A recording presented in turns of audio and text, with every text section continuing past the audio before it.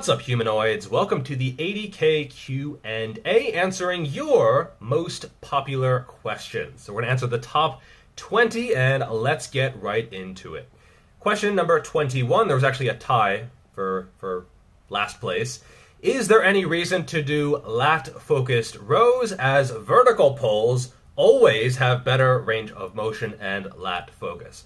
Well, I will say that vertical pulls will always have better range of motion, but they might not target the same part of the range of motion as effectively. Typically, in a vertical pull, it's going to be more like this part of the range of motion, whereas a row is going to be more the contracted part of the range of motion. They also do have quite a different feeling to them, and I do think there is value to be had in a lat-focused row. If you like them, keep them. If you don't like them, there's no need to do them because, again, they can be a little bit superfluous compared to the vertical pulls. But yeah, I would say there is still value here. And even if there's not a full stretch, there are some studies that indicate going all the way up here is not really doing a lot for the lats anyway, which is why I've gotten more towards diagonal pulls so that you're not going all the way up here. It's more pulling you like this. And I do find that actually with a lat-focused row, you can still feel a stretch on the lats as you go out like this. Like, you can still feel that stretch. It's almost like an overhead extension. You don't have to go all the way down to get a stretch. Like, you can get a stretch around here if you really want. All right, question 20. In your experience when doing Antagonist supersets, is it better to do both exercises 1 and 2 and then rest, or do exercise 1, rest, exercise 2, rest, and then 1 again? I find that resting between each movement is better just because the overall quality of each set is going to be a little bit more consistent. If you find that your performance is not impacted at all, then yeah, it's fine to do 1, immediately do 2, and then take a longer rest. I think especially with arms, that is quite viable because there's going to be almost no overlap. But sometimes with chest and back, there's a little bit more overlap than people think. So for example, on a narrow neutral grip pull-up or pull-down, you're still getting some chest, right? And especially if it's like underhand, if you're using like a really narrow grip or something, you'll get quite a bit of chest. And so if you did that and then you went right to bench, theoretically, hypothetically, performance could be impacted. Plus, grip is going to be a thing for each of them, and as well as stabilizers as well. So I would say in most cases, there's really very little downside to resting between each set. And if it increases performance by even 0.5%, it's probably worth it. All right, question 19. Is it possible that you've been training for a few years, but say you neglect a muscle group entirely, and one day you decided to train that particular muscle group? Would that muscle group experience the newbie gains phase if you start training them consistently again? I would say yes. Muscle growth is mostly a local phenomenon. Okay, so if an area is undertrained, it'll get those newbie gains, right? The reason you get newbie gains, it's because every area is untrained, and so you see the growth of the system as a whole, but it's not necessarily systemic. Like, if you skip legs, for example, for many years and you start training legs, they will blow up because they're undertrained and they are far away from whatever their hypothetical theoretical potential is. I've experienced this with calves. My calves are up about 1/2 to maybe 3/4 of an inch in the past 2 months because I've started training them, because they started getting like little tweaks and small tears from running, which I didn't like. So I decided, okay, well, if I'm this heavy, if I want to do any kind of running, I'll probably need to actually strengthen them, and hypertrophy has been a side effect. Question 18, how much is too much on a bulk? How do I know if I'm not just retaining the food? Poop emoji. Is 6 to 12 months enough? Thanks for everything, Jeffrey, and congrats on 80K. Thank you. Sweating hot emoji? Okay. I'll assume that's a good thing based on the context. Binge watching your videos the last month. The only acceptable form of binging is binging on my videos. So how much is too much on a bulk? I don't know if you mean the rate of gain or the total amount of gain. I typically recommend like 2 to 3 pounds per month. Although if you're more advanced, maybe like 1 to 2 pounds is better. If you are a beginner, perhaps even 3 to 4 pounds a month is okay in the very beginning, especially because, yeah, you will retain water, you will retain partially digested food, and that will make progress a little bit blurry at times, but it won't be that blurry. Like, if you can track your progress every day, just weigh yourself in the morning after using the bathroom and be consistent with it, you shouldn't notice, like, huge swings. There might be some swings, but the overall trend is still going to be pretty reliable. As for how long to bulk, I try to bulk as long as possible, and then I clean it up only when I need to. But yeah, I would say 6 months is a pretty good minimum.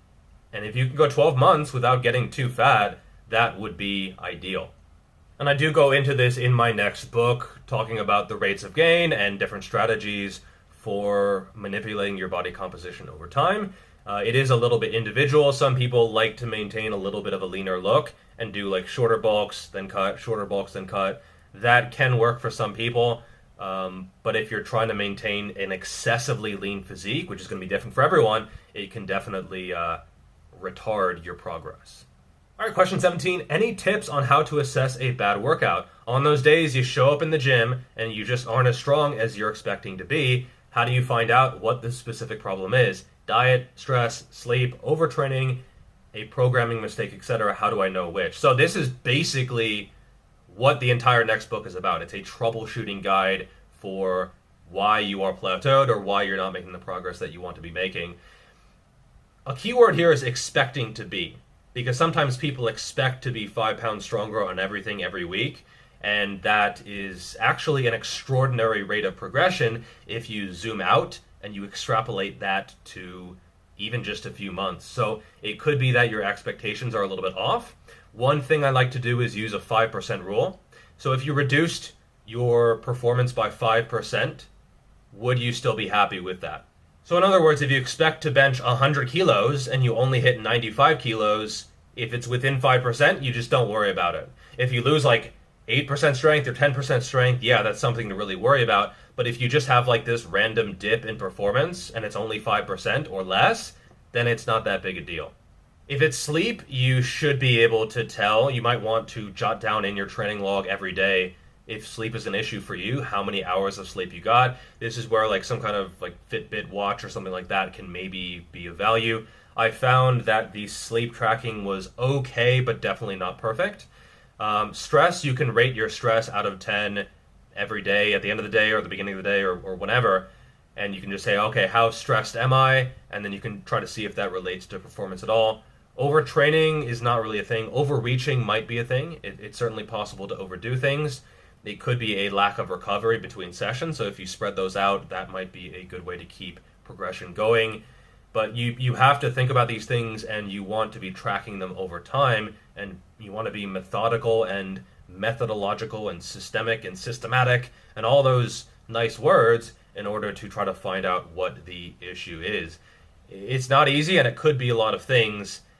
It's always something, though. Some people are like, oh, it's just like a random bad workout. No, it's not random, okay? Like, there's something that caused it, and finding out what caused it is very, very useful information.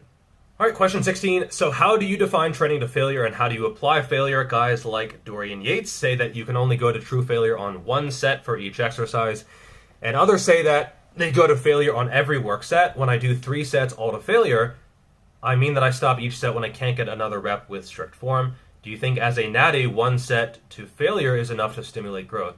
So I actually just filmed a video on Mike Menzer's training philosophies, which I think you'll find useful. I'm not sure if it'll be out before this one or after this one, but it'll be, within a few days of this. I think that it is a good starting point, but it might not be enough for some people. And the high intensity trainee, the cult of there, because it is a cult, like it's a big cult, it's very dogmatic at times. They would say that if you're not making progress on their plan, it's either that you're not training hard enough or that you're not recovering enough. It's never something else. It's always one of those two things. And I actually found that taking more sets to failure was better because I needed more training stress. Like doing 1 set of rear delt raises or 1 set of side laterals, even genuinely all out to failure, and I would say I train harder than the average person, it just wasn't enough. I had to do more in order to get more stimulus. And yes, there was more fatigue, but it wasn't an excessive amount of fatigue. So I typically will say technical failure is where failure is, but on some movements I will go beyond that if it is possible and necessary. If it's possible but not necessary, don't do it. If it's necessary but not possible, well, you can't do it. It has to be both necessary and possible. All right, next one, number 15. What are your thoughts on body fat being the regulator on your body's limit for hypertrophy? It seems evidence and anecdote point in the direction that the more body fat someone holds, the more muscle they'll be able to build. By this logic, bulking may work because increasing your adipose tissue, which lets your body allow more muscle to be built. I think it makes sense. I think that if you are maintaining an excessively lean physique, this can definitely make progress harder to come by, especially if you're natural, but also probably if you're enhanced. I mean, even enhanced lifters, they do go through bulking and massing phases, and then they cut later, just because I do think if you have low energy availability, why would your body add as much muscle as it could, right? Like, it just doesn't have the resources to support that. Plus, having more bulk on your frame can definitely help strength progress with some lifts. And yeah, you might say, okay, well, maybe that strength advantage goes away when you cut back down.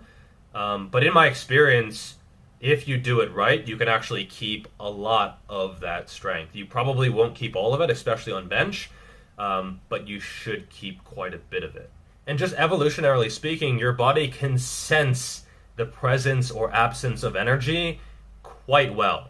It's very smart about this kind of stuff because it has to be, because that is a big part of if you survive or you don't survive.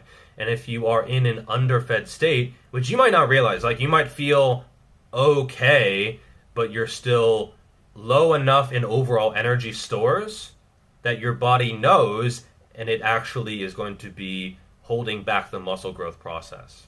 Next question, how to avoid relying on RPE? It confuses me. Can I train for maximum hypertrophy and muscle mass without RPE? So RPE is just rating of perceived exertion. So similar to reps in reserve, it's just how close you are to failure. So it's a pretty simple concept. Okay, so I mean, it shouldn't be too confusing. I think where it sometimes gets confusing is the application. So, how many reps should I keep in the tank? You don't necessarily need to track this. I don't.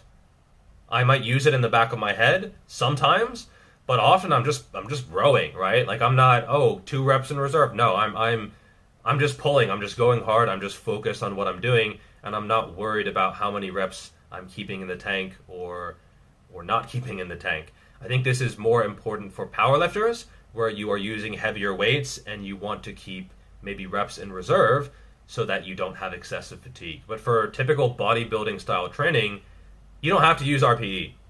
All right, next question. What's the difference between your old book and your new book, and is the first book a prerequisite for the upcoming book? I'm talking about how to start from scratch as a novice whose goal is maximum muscle growth. I want to become as muscular as possible like you because you were very impressive. Can I wait until you release your new book and start studying from there? It's not a prerequisite, but I would start with the first book. I didn't assume that people read the first book, but I tried to make as little overlap as possible because a lot of people bought the first book, and I'm not going to sell them the same information or like sell them a second edition in disguise. No, it is probably 95% new material.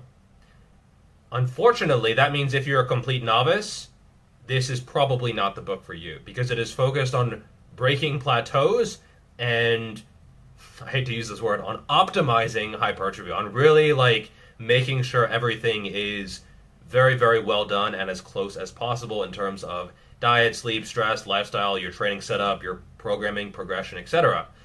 As a novice, you don't need this. You shouldn't need this. So I would start with the first book because it's not going to explain like what is a set, what is a rep, how do you bench press. Like that was all in this first book. And so it's not a prerequisite, but start with the first book. Next question, thoughts on diet breaks for people who have to lose a lot of weight. I'm 6'2", used to be 340 pounds, now 256, and feel almost no diet fatigue. Congratulations, dude.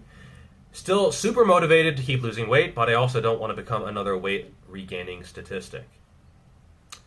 I would say if you feel fine, keep going, but realize you're not going to feel fine forever, right? Like losing weight is not an infinite thing. And when you get to the point where there is diet fatigue and you do start feeling, you're dragging a little bit, take the maintenance break, right? Because learning how to eat at maintenance is a useful skill in the context of losing weight, in the context of dieting. I think in a lot of other contexts, it's kind of useless. But in this context, it's very useful. So wait until you start to feel that and then just take a break, right? Like allow yourself a little bit more flexibility. If nothing else, just to learn the skill of maintaining. A lot of people don't have that skill. They're either dieting or they're bulking, they're eating clean or they're not eating clean, like they're binging or they're like and so it's something that is worth doing, if nothing else, just to learn how to do. Next question, how much muscle do you believe is retained after a cut following a productive bulk? Say 1 year long, and assuming the cut is optimal, still progressively overloading where possible, adequate protein recovery, etc. Excuse me.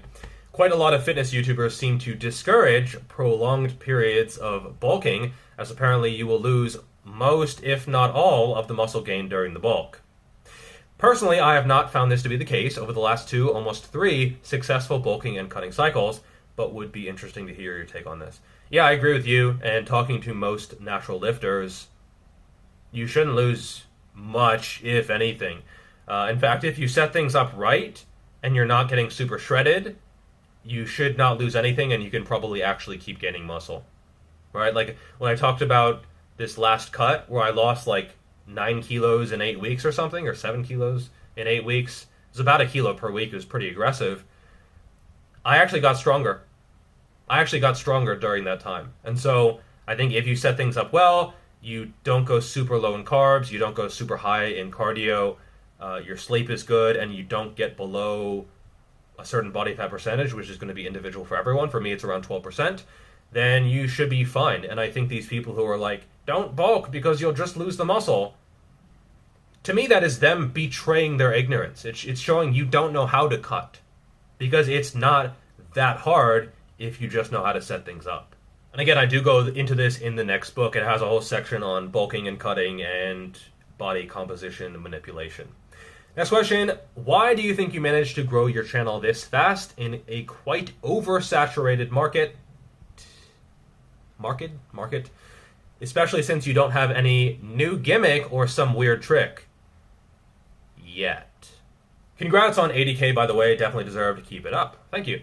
I don't know. I don't really focus on the marketing, on the sales.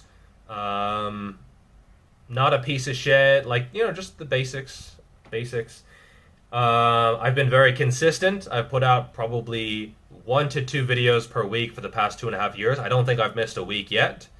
And at some points it was 3, 4, 5 videos per week. And it's been all, well-researched, quality content, etc. I don't know. It's not something that I've really analyzed a lot. And I get asked about this sometimes where it's like, how do I grow my channel? And just work hard, put out good information. And I used to think the YouTube algorithm was broken. Actually, I remember complaining to a much bigger YouTuber, oh, the YouTube algorithm sucks. I'm not getting any traction. And actually, my content was not good at the beginning. It was just not good enough to be deserving of YouTube promoting it. And so I realized, it wasn't the algorithm, it was me. And so when you see content creators bitching about the algorithm, it's probably not the algorithm. It's probably their content, right? And I say that as someone who used to bitch about the algorithm. If your content is good and you're consistent in making enough good content, eventually it is likely that you'll get noticed. Next question. So proud of your channel, bro. Thank you. What are some tips you have regarding a cost-affordable bulk for those who have to eat upwards of 3,000 calories per day? I'm at the point where eating below 3,300 makes me lose weight, and bulking is getting a little pricey now. I've been there. Certainly would not want to eat junk food on the daily. Actually, often, in some ways, junk food is actually more expensive. It's just convenient. So when people are junk food is cheaper. Sometimes, but often just buying like whole natural food in bulk and then preparing it yourself is actually cheaper. I've been there. I've been there where it's like rent is coming up, you don't have that much money, and you have to like make some tough decisions. I've been in the situation where I cut because I couldn't afford to bulk. Like that was most of 2019, right? Part of the reason I cut was to take pictures for my book. The other part of the reason was like I couldn't afford to bulk. I would go with primarily carbohydrates just because those are usually pretty cheap. So rice, bread, potatoes, like these are just the staple foods that are generally pretty cost effective per calorie. And if calories are the limiting factor, you probably don't have to worry too much about protein, which is often more expensive. Maybe protein powder, although that can also get expensive. Eggs, chicken breast, just buying wholesale, not eating out at restaurants. I mean, that's going to be like 5 to 10 times more expensive than it probably should be in a lot of cases. Not going out. Usually there are some areas where you can save money and then focus more on just getting food. Maybe a part-time job can help as well. Hey, now what you gonna do? Oh, make more money. That's the spirit. So focus on being cost-effective with the money you have, and then also potentially making more money on the side as well. You shouldn't have to eat junk food. Sometimes it is cheaper. Like that's one of the reasons why some places are overweight and some people, they just can't afford higher quality food. But I would say you can just go buy wholesale, just like lean meats and then rice and other carbohydrate sources, and you should be fine. Next question, out of the dozens of variables for building muscle, which one besides effort do you feel most people overlook and mess up the most? I would say stress. Because sleep, people, they recognize it. Diet, they recognize it. Programming is becoming, more well-known. Stress is not talked about that much, and I do think it can have a pretty significant impact. And it's one of the questions that I use in my questionnaire for coaching clients. And I've noticed if someone is like a 7, 8, 9, 10 out of 10 on stress, things don't go quite as well, whereas if someone is a 1 or a 2, it is better. And so I would say learning how to manage this, you don't have to completely reduce it or avoid it, but you have to manage it, right? Like if you are in a fight or flight state all frickin' day, you're just not going to be able to recover as quickly. And they've done studies on this, right, where injury rates go up when students are doing exams. So, student athletes, they will be more injured during exams, and, people who are higher stress, they will recover more slowly from an exercise session. And so this can have an impact. Your mind impacts your body and your body impacts your mind, okay? But it has to start with the mind because that's something you have control over. All right, next question. As a beginner or novice, is doing the main compound lifts, SBD, squat, bench, deadlift, once a week enough, like in a full body routine, or should you aim for 2 or 3 times per week, obviously not neglecting isolation movements? If your goal is strength, you're probably going to want higher frequency, especially squat and bench. Very few powerlifters are squatting once per week or benching once per week. You want more touches with the movement.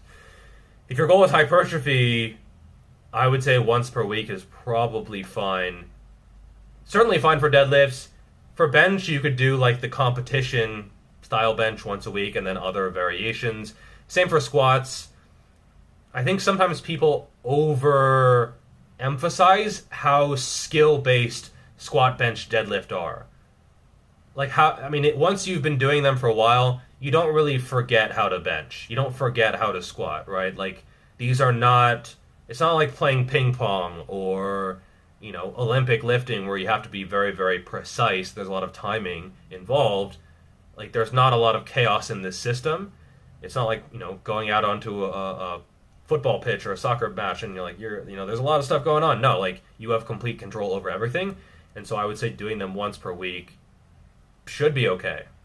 All right, question number 6. What do you think about Natural Hypertrophy's low protein diet? He says that he eats about 70 grams of protein and a high amount of carbs and still gains strength and muscle. Appreciate what you're doing. No problem. So I think this emphasizes how important the training is. I see people all the time who are like, if only I got my diet in order, like I could make those gains. yeah, probably not the diet. Unless you're chronically just completely overeating in terms of calories, it's probably not going to be the limiting factor. And so I learned a while ago not to criticize people who clearly have their shit together, right? Like, it's very easy for me to, like, whip out a study and being like, bitch, it says here that you need 0.8 grams per pound or something. But the proof is in his physique, right? Like, it's clear that he's getting results regardless of how much protein he is or is not eating, right? So it's obvious it's working. Would I recommend this for everyone? I mean, give it a shot, try it, but realize that this is definitely on the lower end of things, and that most research is going to point to it being a little bit higher. Some people go like all conspiracy theory and say like, oh, the studies are like protein companies, powders, and supplements. But I have talked to people who have been on lower protein, they went to higher protein, and they got better results on higher protein. And so I would try a wide variety of protein intakes and try to feel which one you do the best on. All right, next question. What do you suggest for someone burnt out from dieting from previous failed attempts?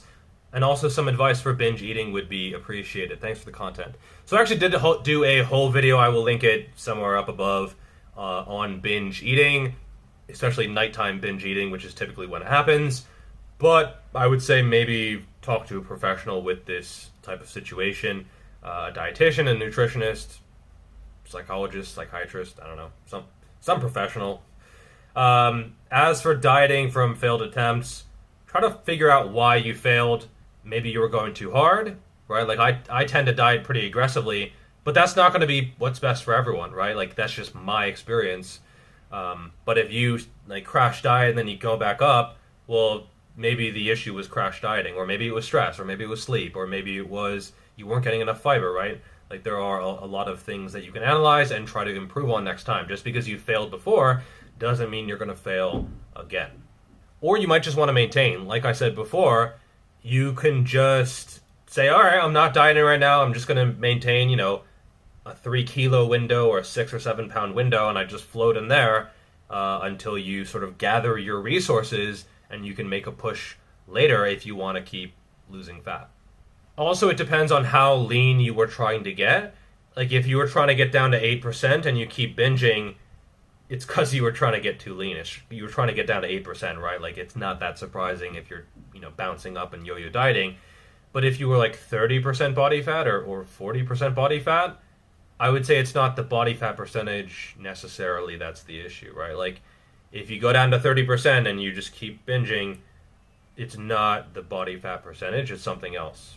Next question, past the newbie gains phase, would focusing on a single body part at a time be the best way to bring up a lagging body part, like you did recently with your arms? Road to 100K. Actually, I improved everything this past year. Like if you look at what actually grew from this time last year till now, biceps, triceps, all parts of the shoulder, front, side, rear, they all grew. Lats grew a ton. Traps grew, especially lower and mid traps. Spinal erectors maybe didn't grow because of the QL issue. Same with adductors. But hamstrings definitely grew. Quads definitely grew. The gluteus maximus definitely grew. Calves grew. So even if I've been training for 7 years, I was able to make progress over most muscle groups. So I would say very few people in the gym need to specialize. And newbie gains, that's pretty early. It's 6 months, a year, something like that. So I would say there's no need to specialize for quite some time. Actually, my next book will be on specialization and weak point, lagging muscle group focused, bringing those areas up. But it's not necessary. It's not necessary for probably 99% of the people in the gym. Thoughts on wrist size and how it relates to overall arm potential. I've been stuck at 15-inch arms, fairly lean for a while, but you have motivated me to push really hard over the next few years to see what is possible. I have skinny wrists, 6.2 inches, so would be happy to ever get to 16 inches. So this was based on I don't know if I could even call it a study. It was based on like a survey of arm size versus wrist size. And I would not be surprised if there was a correlation. But I also wouldn't necessarily look at this as a limit. I think this was from around the same time period as like the 25 FFMI is like the limit for non-steroid users. I don't think either are true, but I do think there's probably going to be some correlation just because it's like a coat rack. The bigger the frame, the more coats you can put in the coat rack, right? To me, that makes sense, but it also definitely is not going to be a limit because I do know some people who have fairly small wrists and yet they have fucking big arms, right? So, I don't know why I put that in quotes. It's legitimately, non-quotations, fucking big arms. And so, yeah, go for it. I would say if you're fairly lean at 15, you should be able to get to 16 at least in a few years, yeah. You also might be measuring your wrist wrong. Like I used to measure it with my hand closed. And when I measured it with hand open, you can see like it adds a little bit of size. So I used to think mine were like 7 inches, and they're actually like 7.7 or something like that. So you might be actually underselling what you think is your potential based on what you measured this so-called indicator as. All right, questions 2 and 1 were both frequency questions, so I'll sort of lump them in together. I'll put the second question on the screen after I finish reading this one. It's basically the same shit. What are your thoughts on the frequency argument? Is it really that necessary for a natural to hit each muscle at least twice a week? What if one's recovery is not that good and they decide to program their split across 8, 9, or even 10 days? This kind of programming makes one more free and flexible and allows them to add a lagging body part day or arm day in their routine. What are your thoughts? P.S. Love your content and congrats on 80K, 100K soon. Thank you. So, frequency, I still think twice a week frequency is a good idea for most people, for most muscle groups. And if you talk to most naturals, it seems like most of them are on team frequency. If your recovery is not that good, maybe you're doing too much in a single session. Maybe what you are doing between the sessions is not on point. You know, if you're stressed or if your sleep is bad, if your diet is not on point, yeah, your recovery might not be that good, but that's not an indicator of what you're doing in the gym is too much. It's just that you have your recovery tank, and if it's not enough, you can either get a bigger tank or you can reduce the stimulus. So try to find out which one it is. Now, an 8, 9, or 10-day week is totally fine. And I would say this is a good way to think about it. And this is how I do days off, right? Like if something comes up and I need a day off, I just take a day off and then I continue on. That is totally fine. If you're doing upper lower, if you're doing push pull legs, you don't need to have it be every 7 days. Like you can push things forward and backward if you really want. It does become tricky when you always want the weekend off. Like I have some clients who they don't want to work out Saturday and Sunday. And so, yeah, they're kind of like pigeonholed into these 5 days. And so if they miss a day, you can't push it to the weekend. I guess you could push it to the next week, but then it screws things up. So, but I would say if you can, yeah, having an 8, 9, or 10-day week is totally fine. But you can still have a lagging body part day or arm day in a 7-day week. Like there's nothing against that either. This might make it a little bit more flexible, but a 7-day week is still pretty flexible if you're consistent and if you know how to fit everything together. And I actually found that doing like high frequency full body training did teach me a lot about like how long it takes different systems to recover. It's just that it does require a lot more knowledge about yourself and about, you know, what are going to be the limiting factors. So it could be your hips, could be your lower back, could be your shoulders, could be different muscle groups. The idea is that you just go in and you train whatever is fresh. But sometimes you don't actually know what is fresh. You think an area is fresh, it's not. You think an area is not fresh, but it is. And so this can be a good way to try to get that information, but it's a lot easier to mess up. And I actually have gotten away from that a little bit because I've found that just having a more set in stone structure is better because it's more reliable, right? Like I can say, okay, every 3 days I train this, every 4 days I train this, on this day I train this, and then I can modulate the volume in order to get the stress that I want and the stimulus that I want but I'm not like just going in and I'm like, I don't know, like I guess it's sort of like throwing darts at a dartboard, blindfolded. You're like, okay, well, I guess chest is probably recovered. Oh, it's not, shit, but I did 3 sets now, and what do I do? Like, oh, I guess it's going to take even longer to recover. So there's a lot of variables floating around, and I actually like to keep frequency fixed right now, apart from the occasional day off.